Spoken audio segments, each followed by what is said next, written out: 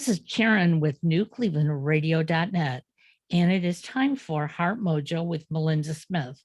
Now, if you just got onto the New Cleveland Radio YouTube page, you may realize that we are doing this live. Now, we always record live, but we don't let you see it till we post it.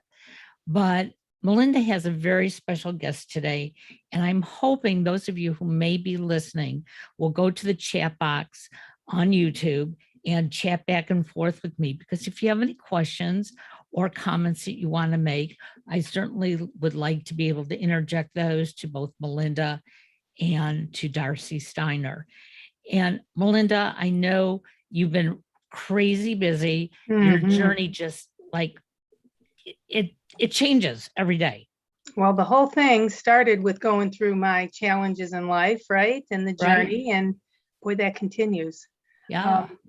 For some reason, I think God wants to give me material to be able to talk about on a regular basis.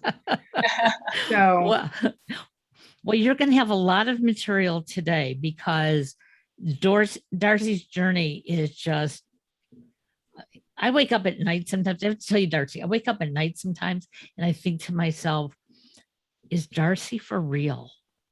Yeah. And I think our listeners will understand as we go on. I wake up, Karen, and I wonder the same thing. So we're on the same wavelength. Yeah. So Darci, I understand that you're an author. So you're going to tell us about your journey. But one of the things we're going to talk about today is your book called The Beauty Beyond the Thorns, Discovering Gifts in Suffering. Correct? Correct. Yes, I have a book and a study guide that goes along with it. Can you share a little bit how you got to that point of the book, so people watching will know how you got to write a book? Yeah, well, it begins with the journey beforehand. So it is quite a journey, because I didn't intend to write a book about this particular journey. I planned to write a book about sports nutrition. And this was quite different. Yeah. So, boy, should I share about the journey first or the book? Yeah, well, tell I would a us little what bit. got you started. Yeah. Okay, so let's start with the journey.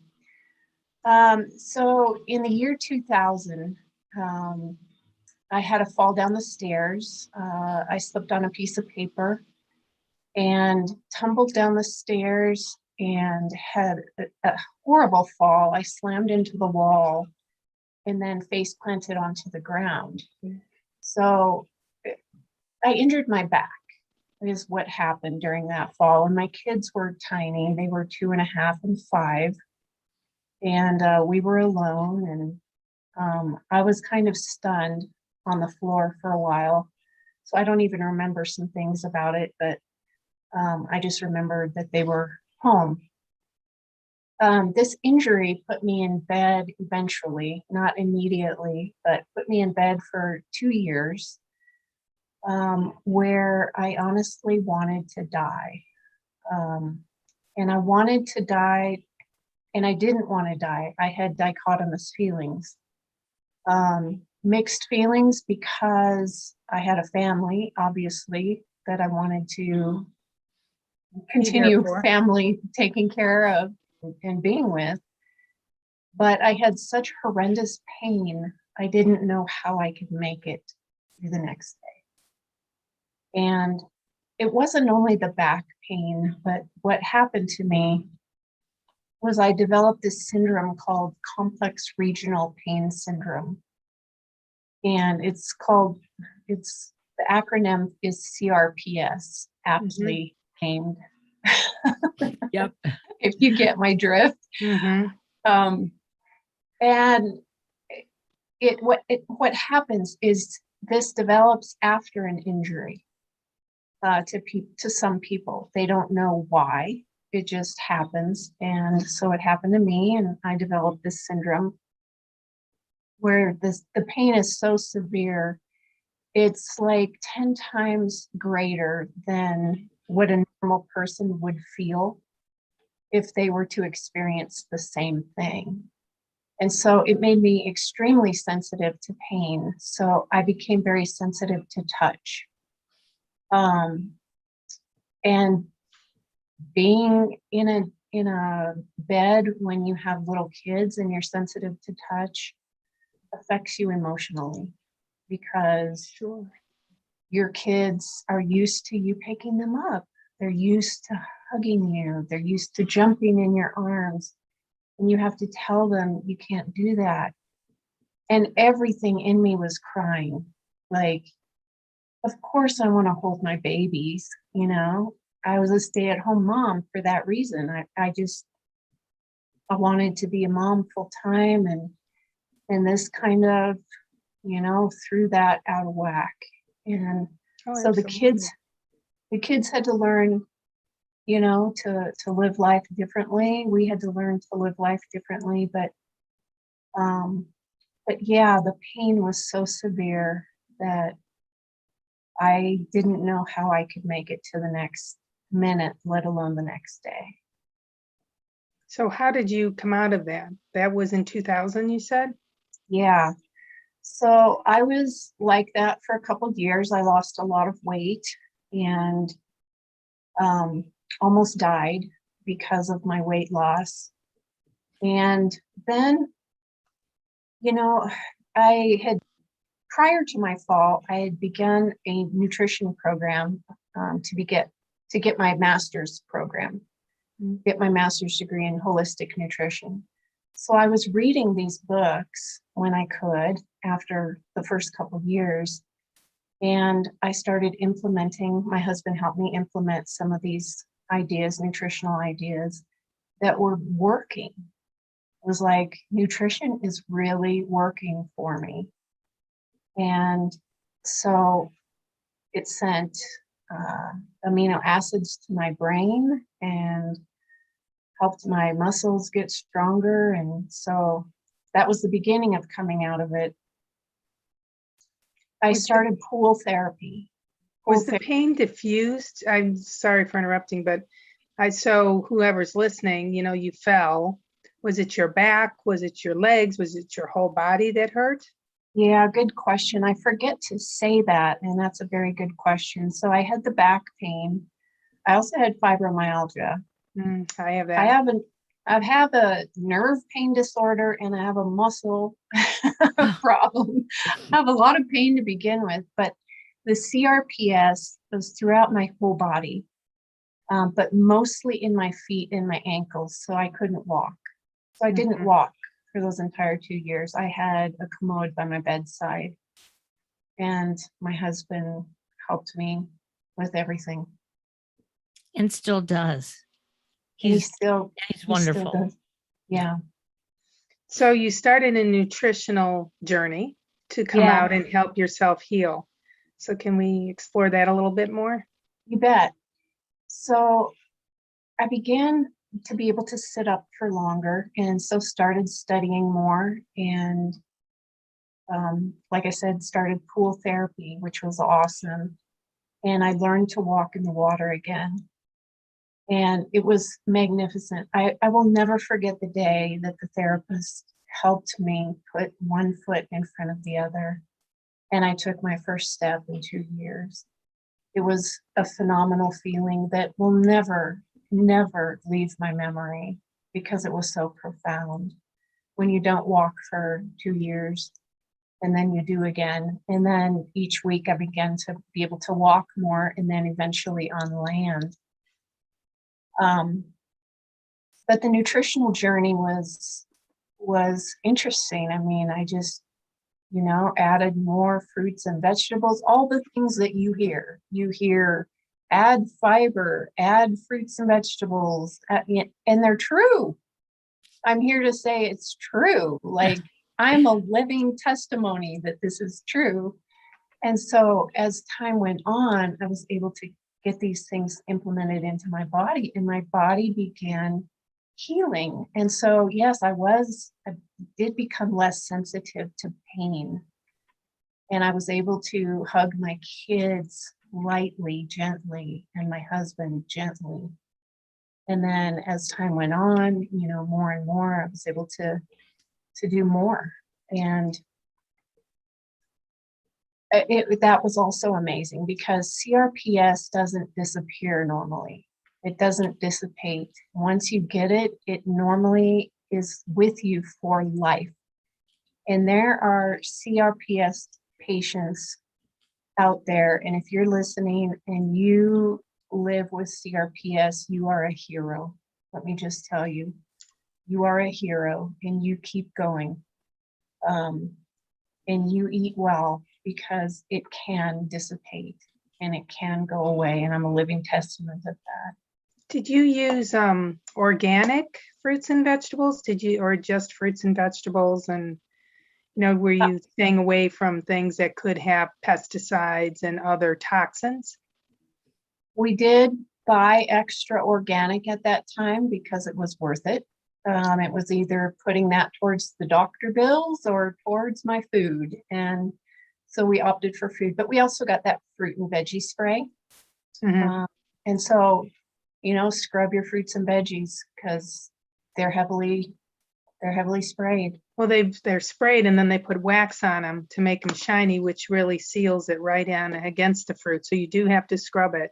Yeah. Just spritz it lightly and be done. Yeah. Did you also bring in supplements? Did you use any over-the-counter supplements? I did a lot of, protein powder. So that's with amino acids. And I told Karen before, I said I could go on and on about amino acids if this were a nutritional talk, but amino acids, protein really helped heal my body. Did you use what kind of protein? Vegetable protein? I used rice protein because I'm allergic to, at that time I was allergic to dairy. My gut has healed to the point of where now I could have whey if I chose to, but yeah. And then I did take a lot of supplements at the advice of my nutritionist. I also had a nutritionist who happened to also be my counselor. And that was convenient. And she came to my bedside weekly. And she didn't charge me. She just helped me get better. She just loved me. And this woman I write about in my book. And I put her in the acknowledgments and she wrote an endorsement for the book, but she is a big part of my life to this day. She's been my therapist for 20 years. Wow. Oh, wonderful. Yeah. So that's how your journey began, going through this process. So from that point, you got better, you started to walk, but that would be 2, 3, 4 years from 2000. Is that about correct? But actually 9 years. 9 years.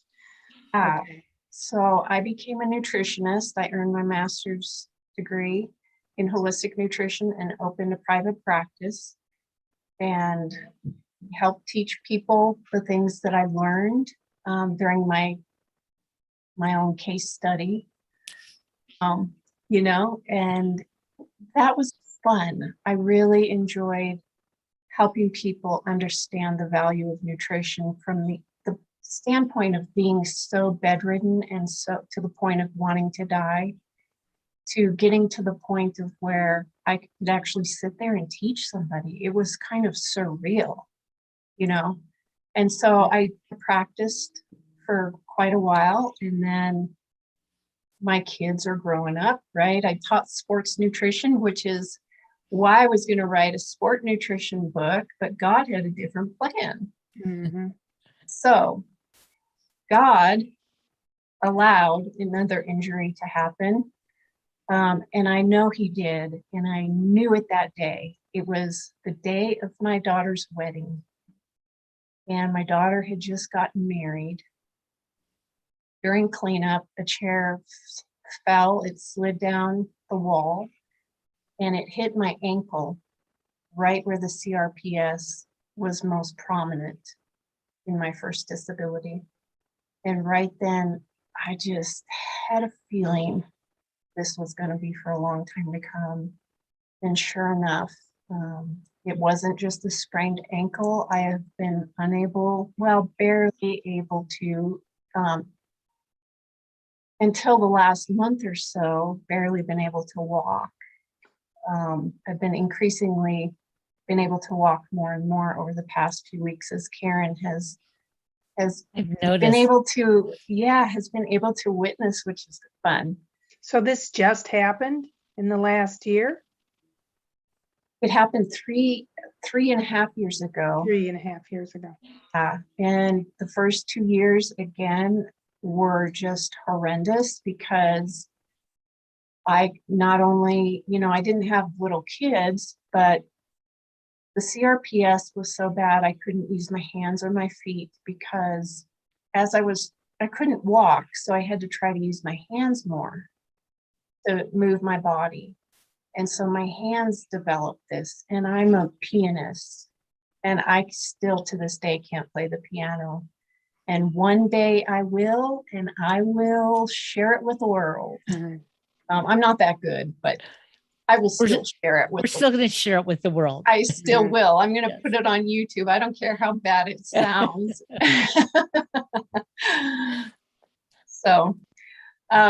So yeah, my daughter got married and I got hurt and cried like a baby all the way home from the wedding. And that's kind of that. I do struggle. That was the second piece coming into this, and you said this was God's plan. So it sounds like that's what led you to move to this book. It is, and not even initially because, I was just suffering so much. Well, it had to be devastating to go back. You have come so far, and you were back to fairly normal life, right? Oh yeah, very. And then all of a sudden, boom. And I understand that with my journey too. I got thrown another curveball recently. So when that happened to you, what was your first thought? Like, oh my God, I can't do this again? Or because I think that's what many people, that's how they would respond. Here was my response. I have to do everything twice. Interesting. Yeah. Well, you had to be sure. You had to be sure, right? God's like, you got to be sure.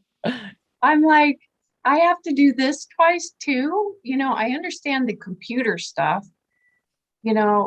Everybody has to do that twice. But Mhm. disability and not walking, it was like, I tell people, you really can live your worst nightmare even twice. Because we do live our worst nightmares. We all go through suffering. We all have a nightmare and we all enter into it at some point and we all make it through it. And how do we make it through it? I believe it's God, who helps us through. And that's where I started thinking that I think the first chapter that I thought of was the gift of perseverance. So my book outlines 30 chapters, 30 gifts in suffering. So what is a gift in suffering? Well, one example is the gift of perseverance. So like I talk about, I can't make it through the next minute because of my pain. So how do I get through the next minute? Well, God helps me through the next minute. That's a gift of perseverance. It doesn't come from my will because my will is, of course, I want to, but I don't know how to. It's gifted to me from my Father. And as I beg him, help me get through, he does. And that's a gift, the gift of compassion. We grow in compassion when we go through hard times. Is that not true? Mhm. Like, we have greater compassion for people who go through things that we go through because we've been through it. And that's a gift. This is part of the reason why Heart Mojo came about, was getting through that challenge. And I would tell people every day, if I can get through my challenges, I know you can get through anything that challenges you. Yes. I was on a cancer journey. My journey was a cancer journey. And it And in the end, I, like you, couldn't walk. The chemo affected my ability to walk. I went into it with fibromyalgia and truncal dystonia, which is a whole nother thing. So autoimmune disorders. Even though I was a Beachbody coach, I ate healthy, I exercised, and I got hit with this, and I had to look for the lesson from it. And one of it was, the perseverance, getting through it. I know you can get through it. I'm getting through this. And I would share that on my social media to help one person. Yeah. If I could help one person that day, then not that I wanted to go through the journey, but it made it something that was bearable, that there was a reason to help somebody else. And that's where I think compassion comes in for other people. Exactly. Compassion is a huge one that I think God allows us to go through things so that we can help each other. We're in community, like we can get through this together. Another one that I love talking about in my book is the gift of trust. Okay, so Job didn't know what he was going through. He was like, he's close to God. I was reading about all of the things that Job did before he got sick.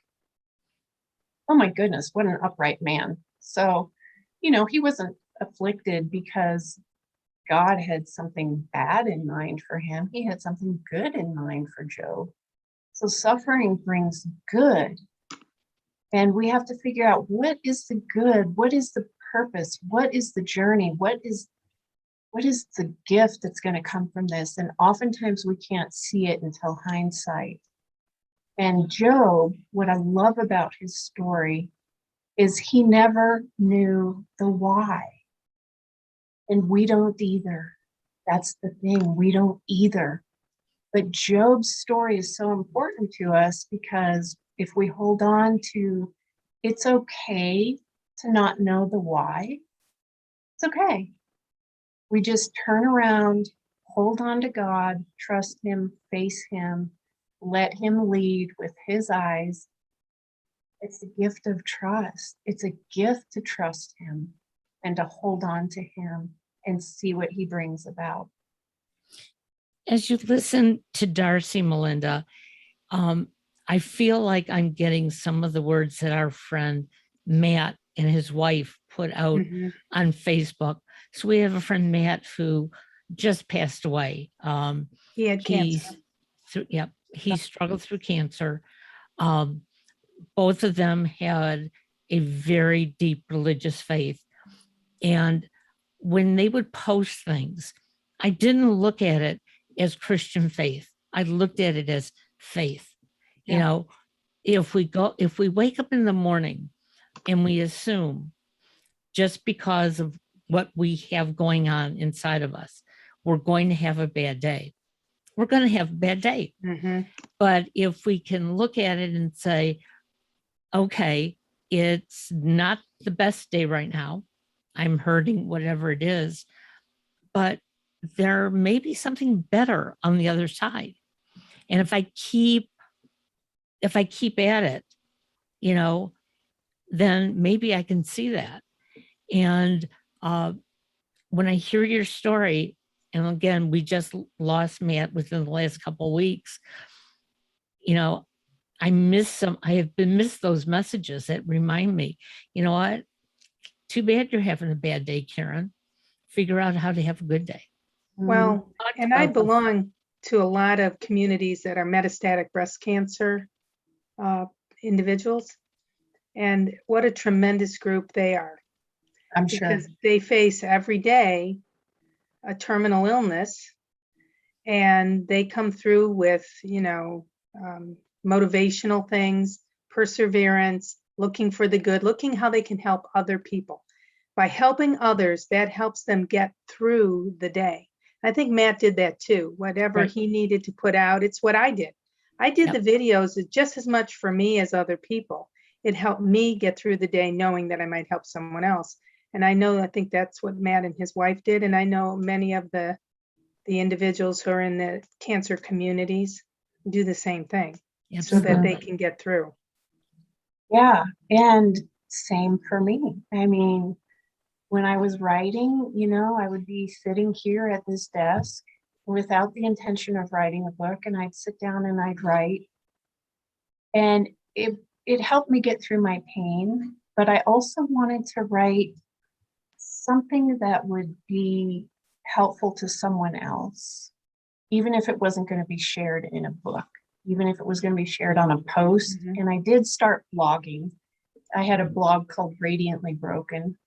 So how, you know, the spirit would speak into brokenness. Mhm. And some of those blog posts ended up in the book, and I didn't intend for that, but it's kind of like, that was the beginning, was like you, Melinda. I wanted to reach that one person, you know, that may read this. And, you know, so it started out with blogging and then became Became a book. chapters for a book. Did you find that people did respond to you? Because how I knew that the few things I put out was making a difference is people would stop me or they'd message me and they would say, thank you for putting that out today. I needed that today. I needed to hear your voice. One lady was I don't know everybody on social media, even though they're friends on social media. So I remember one day I was in the drugstore and I'm in line, and the woman at the cash register mouths my name. She goes, that's Melinda. And I'm like, I don't know this person. And then she said, I follow you on Facebook. And she said, when I have trouble, I hear your voice telling me that I can get through my challenges. And I have family and some friends who are like, why do you put all your things out on Facebook? Why do you do this podcast? What is it going to do? I don't know. This is where my journey led me. And if I can help the one person, then that made it worth it to go and do those things. And that's why I share what I do. So I understand that, you put it out there to let somebody heal from what you're going through. Your pain helps somebody else get through theirs. Well, and the reverse is true. You know, I had this friend who also had breast cancer, who died from it. And she was also in a wheelchair. She was paraplegic. And she used to report the weather in Denver. She was a meteorologist here in Denver. And she passed. But her faith to this day is the most outstanding faith that I've ever witnessed. And I'll tell you a quick story about Pam Dale. You're from Denver, you know who she is if you listen to the weather 10 years ago. But our kids were friends at school, and I would go to her house. I had a wheelchair ramp. She had a wheelchair ramp. Not many homes have ramps to get into. She couldn't go to very many people's homes, but she could come to mine. And so we developed this great friendship. And our kids would have play dates. And here I felt like, oh, I have all this wisdom to give her. And so I'm trying to encourage her faith. And she has this rash, from the radiation, and she's got a bald head, and she's in her wheelchair. She's a paraplegic, and she's reaching with this gripper to get sippy cups for her small children, not acting at all disabled. And I'm trying to speak into her and give her some faith. And she goes, I don't really think I have it that bad. And I was like, I handed her the Bible. I'm like, can you please teach me how to have faith like you? So she has come before me. I remember Pam all the time, and she helps me through every day because I'm back in the wheelchair. She's running around. She's on her horse in heaven. She's running around. She's having a good time. But her faith helped me to have faith to be in my wheelchair again, because I too don't have it that bad. I have an amazing husband. I have beautiful children. I have so much, and I'm so grateful. And if I'm forever in a wheelchair, it doesn't take away from the good that I do Right. have. And I have a grandbaby. Just Oh, throw that in there. congratulations. Grandbabies are good. Yeah. Well, children show you that there's future. I always believe that, that allows you to see the good in the world. If you start to look at the world through their eyes, it's a whole different world, isn't it? Everything is hope. Everything is, and if they have a disability, they don't know they have a disability. We teach them that it's a disability, but they learn to work around it because they just do what they do. Exactly. So we have to take that lesson and do what we can do and be grateful for that. Well, We and can learn I hope our listeners heard exactly what you said, Darci, that you have this wonderful family that is supportive. We did a show last week, a podcast with her husband, Mark. And if you remember, Melinda, when we did the one with Cynthia and John, okay, they've been by each other's side for years, okay? And it reminded me of exactly that, yeah, Mark has had some bad days along the way and some days probably saying, hey, why me? But he, like Darci, decided we're going to make something good out of this, because if we make it bad, it's not going to help either one of us. And that was the biggest message I got from him. And strangely, Darci, so we did that last Wednesday. And Thursday night, I had a weird episode where I had pain in my hip that went all the way down my leg. I ended up in the ER. Nobody knows exactly why. We sort of think we know why. I was in pain for about 18 hours. And almost as quickly as it came on, it went away. But while my husband was sitting in the ER with me, the first thing I said to him was, you have to go listen to this podcast. And I made him listen to it. And he only listened to like the first 10 minutes. And he said, I would never leave your side. And that's when I totally opened up, and it was like, I can get through this. I don't know what they're going to find. They ran so many tests on me, I didn't even know what they were doing. I couldn't even move from the bed to the CAT scan. Wow. I had to have two guys pick me up, and I kept saying, I feel like I weigh a ton, and they just laughed. And I don't know if they were agreeing with me or not, but whatever. But when I realized that I too have this great connection, but not everybody does. And that's true. And so, like, when you were going through your cancer journey, Melinda, you really had your kids. Yeah, I had just separated and found out I had cancer, and a whole bunch of things were going on to lose my home. And I ended up getting divorced through that process. Now, I do feel that God put somebody in my life, somebody that, I'm still with, who I've known most of my life. We just reconnected later. And I don't know what I would have done if I didn't have him to help. It was very hard on my children. One was going away to college and one was turning a sophomore in high school.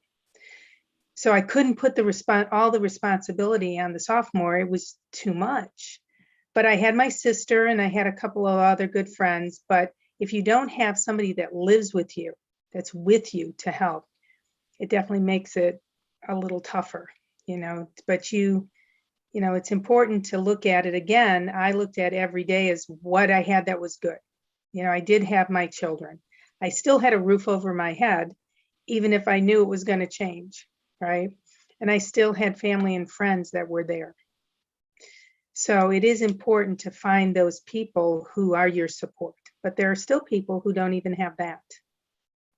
Yes, and I wrote about that. So I put out a newsletter every couple weeks from my website. And, I talked about the value of community, that we need community.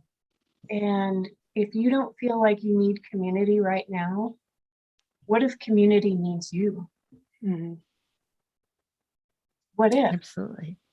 There might be somebody that needs you right now. And you might need something in the future, but let's find community before we need it. I mean, we always need it, but let's find it, and let's start giving to people who really need community, and not be in it for self, but be in it for each other, and share our gifts with each other, because we weren't made to function alone. You don't have to be alone. Absolutely. Well, being of service to me is a gift, the ability to do that, no matter what I have. Maybe I don't have a lot of money, and I certainly haven't over the time, but I can give back in other ways in the community. Whether it's doing this, whether it's donating clothes that I don't need anymore, or items that I don't need anymore to go to somebody, or just listening. Sometimes it's just giving somebody a few minutes to listen, even if they're strangers, because I've been in locations where I feel like somebody just needs somebody to listen. Oh, Mhm. absolutely. And sometimes we're afraid to talk because we don't know that somebody wants to listen. And it's sometimes just one word that comes out of our mouth that we find the answer, because that person either has been there, knows somebody who's been there, or is willing to take us by the hand to go forward. And I think, especially in today's society, we're so afraid. Like you said, Melinda, earlier, you have friends and family members who say, why are you putting all your life out on Facebook? And I appreciate that you do. I do as well, because I don't want to hide. I don't want people to think that only what I put on Facebook is this beautiful picture. Yes, I made this great turkey dinner tonight. Right. And Just look your what I food. did, but I'm not going to show that there's nobody at the table, just the turkey. And I think it's time that we become honest. I'm not saying to cry on everybody's shoulders, but Mhm. let's share what we're going through, because you know what? I can't tell you how many people what happened to me the other day, and how many people have said they've been through the exact same thing. Wow. Okay. Well, just like you saying your feet hurt, and you couldn't walk. There was a point where I couldn't walk. I had to be lifted up to get to the bathroom. I had to be, physically moved, and that's very humbling experience. And Yeah. so I could totally relate to what you said. Now, thankfully, it did get better over a time, not as long as it took for you, but it's still a very humbling experience where you're not getting better, you're getting worse, and you really don't know why. It just happened. The number one thing I'm grateful for in my days, well, I can't say number one, but one of the things I'm most grateful for in my days is the ability to get to the bathroom. Like, you don't understand that unless you've been through that. And there was a point in time where I was counting my steps. Now, I don't think about it as much as I used to. Can I get to the bathroom if Mark's not here? I don't think about it as much. But there was a point where I was counting my steps, and every one of them were saved just to get to the bathroom. Mm-hmm. I work in the senior care industry. I've been doing that for a number of years. And again, a very humbling experience, because for the grace of God go I, and it will eventually be I, probably. And you watch how difficult it is for individuals just to get to the bathroom, just to bring food to their mouth, just to do the simple things that we take for granted every day. And I think that also helps. It's a humbling experience. It helps you think twice when you see someone and what they might be going through, instead of judging them so quickly. Mm-hmm. Absolutely. Knowing that you don't know what's going on in their life. You really don't. They don't always look sick. And you don't know what they've given before they got to that point, Mhm. and what they can still give. Like, we need to respect our elders and listen to what nuggets of wisdom they have.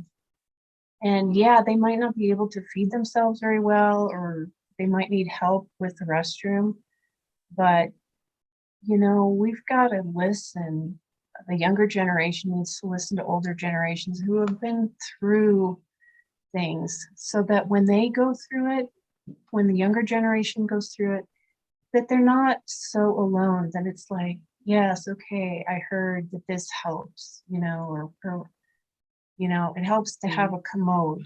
Like, okay, so if I ever can't go to the bathroom, where can I get a commode?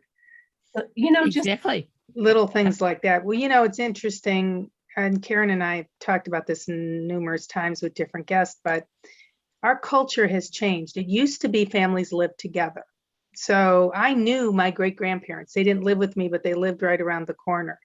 And so you experienced that aging process firsthand as a young person, which developed respect for that. You were taught respect for that. We don't have that so much. We have a very fractured society who, grandparents live in one section, and I don't know how close your grandbaby is, but, they may not have that interaction. And I think that has not been a benefit for people today to understand what others are going through, just in general, not just for the elderly.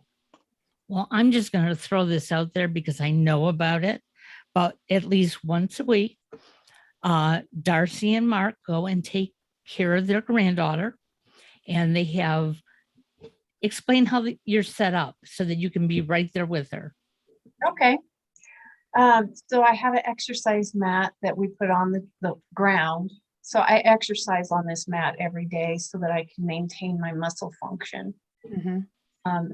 And so we take it with us. We pack it up in the back of the car, and first thing we do is set out this exercise mat, and I lean against the couch, and then we've got toys around me on either side. And I was so afraid that when she's 10 months old, I was so afraid that when she became able to crawl or walk, that she would leave me and I wouldn't be able to be around my granddaughter. But she stays by me. She stays by me. Like, she doesn't have to, she'll go off occasionally, but she'll always come back and she'll jump, not jump, but she'll climb over me and into my lap, and she wants to be by me. And it's like a little kiss from God that says, here's some loving back from what you missed out 20 years ago.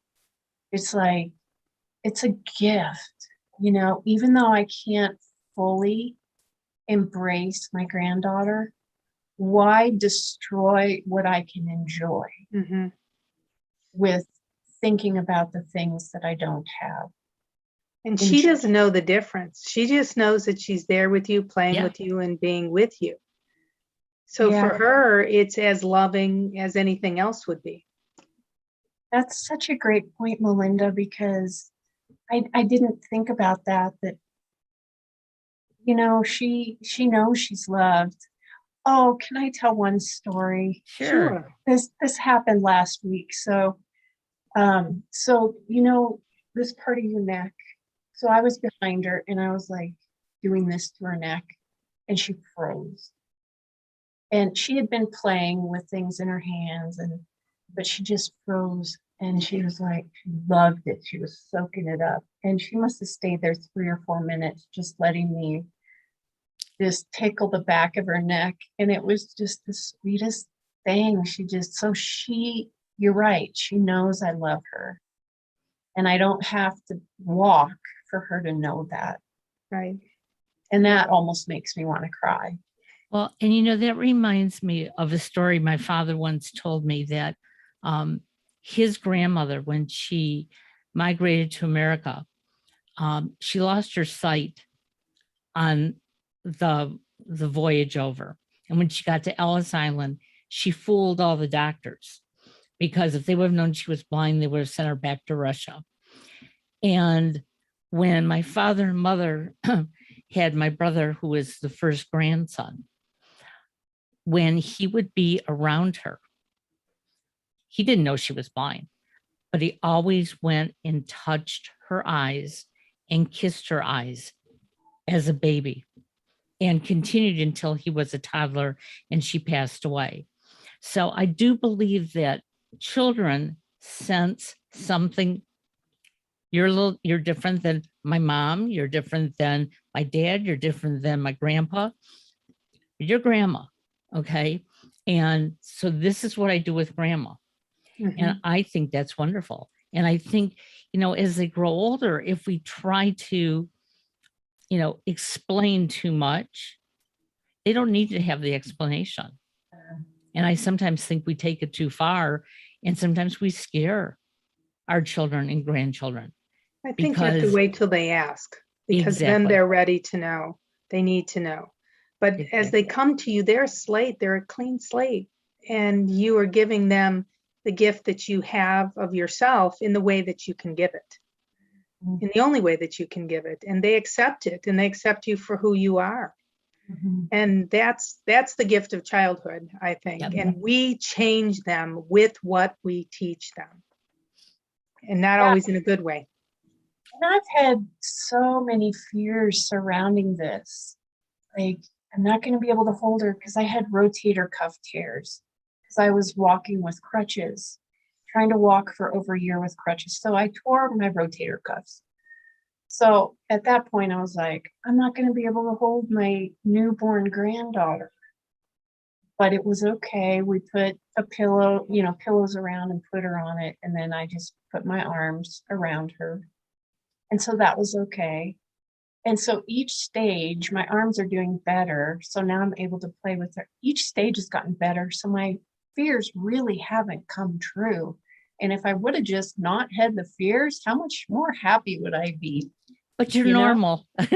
Right. Everybody has fears. The the thing is to not put too much energy into the fear, because then you make your fears happen. But you chose not to go that way. Do what you can do. And you did. Well, You responded. I didn't do it. Somehow God's brought me along, but I am enjoying that grandbaby, I'm telling you. And gratitude, gratitude is another gift that we're given when we're hurting, because aren't you both more grateful for what you have? Oh, 100%. Yeah. And so that's another gift I share about in the book, is the gift Well, of do you want to gratitude. hold up the book? I just got it on Kindle today, so it's on my Oh. computer, so I can start reading. But I want you to notice she has a book and a study guide. In a workbook.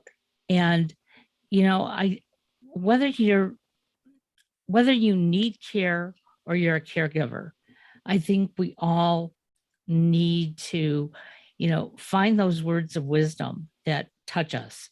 And what I'm planning on doing with your book, just so that you know this, Darci, is to pull up different bits of information and share it with our listeners and say, hey, how does this make you feel? Mhm. How would you adapt to something like this? Because I think it's important, because we never know when we're going to be in a situation. And for whatever reason, it's escaping my mind, but who's the gentleman that we had on that was the heart surgeon that wrote the book about his son? Yes. And he's I know. local, and I can't Yeah. think of him. That's We terrible. had, we will think of this. We had he's a motivational speaker now, and he was a heart surgeon, and he fell and he was injured and he couldn't practice anymore. But his son got in a terrible accident, actually in Denver, and he became a quadriplegic. And he talks about the gifts that came from going through that. And boy, it's making me so mad. I can't remember. There's days like that where my brain Yeah, just I doesn't know. want to happen. And you usually remember, Karen. Yeah, I usually do. And he goes to my temple and I can't think of him. So I can picture him. He's bald. Right when this is over, I know I can picture him too. Right when this is over, we're both going to go, oh my God, that's who. Yeah, that's who he is. It's going to pop in my brain. But anyhow, he found the good that came out of it. And believe me, he just dropped everything, flew to Denver to be with his son. And his son went through that same phase where, I don't want to live. Why am I here? Why am I going through this? But they found how it pulled their family back together. Yes. And that really, not that anybody would want that to happen to their family members or in their life, but he chose to find the good that came out of it. Absolutely. Yeah, I like to call it the upside of suffering. Kind of like, so my book is bookended with a metaphor. And the metaphor is going up a mountain with these struggles, how hard it is, and then the final bookend is reaching the summit of the mountain Hmm. and seeing the beauty that's behind us, because we can't often see until hindsight, but there's so much beauty, there is so much upside to suffering. And I'm not talking about disability. I'm Right. talking any kind of suffering. I'm talking about divorce. I'm talking about financial problems. We all go through it, and there is an upside to every single thing that you go through. And, there's a new purpose, a new direction. There's the gift of gratitude. We can conquer some of these things that we feel so defeated, and we don't have to do that. We can go to the other side and look for the good and find a new direction, find a new purpose, find a new meaning, and make a difference with whatever we're going through and turn that baby around, And I I think love right that. now we specifically need that with what's going on, because the world is sort of crazy. Wait, Terry Gordon. Terry Gordon, Dr. There Terry we go. Gordon. See that? I had a buffer through. Had to buffer through. But I do think that we need that. And I'm hoping that Heart Mojo helps bring people like you and people like Terry and, Matt, obviously before he passed on, to bring out the good things that happen, how you can redirect your view of what you're going through. Because if you're going to think it's bad, it's going to be bad. And bad things happen to good people. That's just what happens. And so if you can redirect that and help yourself, you will help somebody else too. And there will be moments that your mind is going to go to the bad. Right. It's And normal too. Exactly. And we just have to know that, look for those rays of sunshine and, reach out. We will have Darci's information in the show notes as always. So if you've been listening to this or you know somebody who could, gain just a little bit of wisdom, we're talking about our lives. Okay. Mhm. We're not necessarily, yes, Darci's talking about nutrition because of her degree, but, it's all about how the nutrition actually helped you. And, people can try it or they can, decide to go in a different direction. But it's time to start listening. Yeah, I cannot believe we've moved. We've been on for 55 minutes. Yes, we we got have. into this conversation. So hopefully, maybe we can get back together and continue the conversation. When I get a chance to dig into your book a little bit more, maybe we can find a topic out of there and talk about it some more, because I really enjoyed having you on the show today. Thank Pleasure to you. meet you. Thank you both. I always enjoy this kind of thing. So thank Wow. As I've told everybody, Darci is now my sister. So I will talk to my mother in the heavens above and tell her that she's got a daughter. I think that's wonderful. Have a great